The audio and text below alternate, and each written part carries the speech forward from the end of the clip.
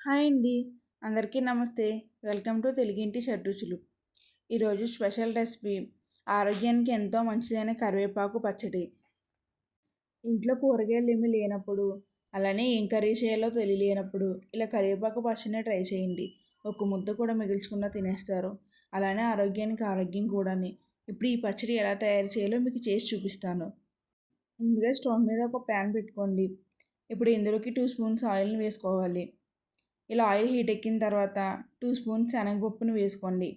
మంటని లో ఫ్లేమ్లోకి పెట్టుకుని ఈ పప్పును వేయించుకోవాలి. ఇలా ఒకసారి వేయించిన తర్వాత 2 స్పూన్స్ మినపప్పును వేసుకోండి. ఈ పచ్చడికి ఈ మినపప్పు వేసుకుంటేనే టేస్ట్ కమ్మగా చాలా బాగుంటుంది.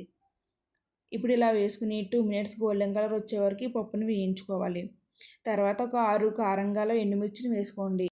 ఇవి మీరు తినే కారాన్ని బట్టి వేసుకోండి. ఇప్పుడు హాఫ్ స్పూన్ జీలకర్ర, 2 వెల్లుల్లి రెబ్బలు కూడా వేసుకుని 2 మినిట్స్ అన్నీ బాగా వేయించుకోవాలి. ఇలా అన్నీ వేగిన తర్వాత ముందుగానే శుభ్రంగా కడిగి పెట్టుకున్న కరివేపాకుని ఇందులో వేసుకోవాలి.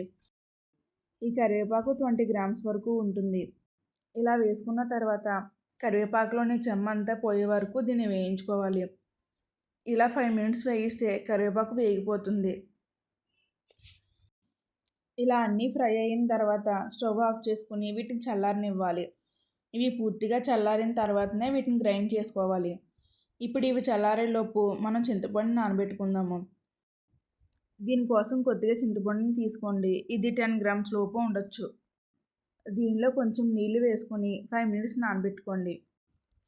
5 మినిట్స్ తర్వాత ఇప్పుడు పచ్చడిని గ్రైండ్ చేసుకుందాము.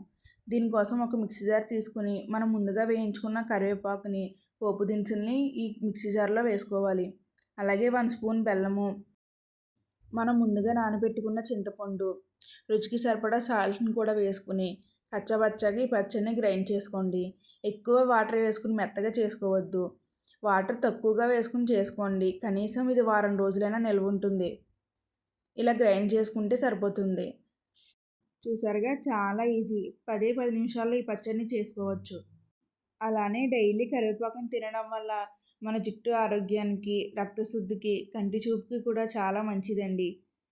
ఈ రెసిపీ మీకు నచ్చితే లైక్ చేయండి. అలానే సబ్స్క్రైబ్ కూడా చేయండి.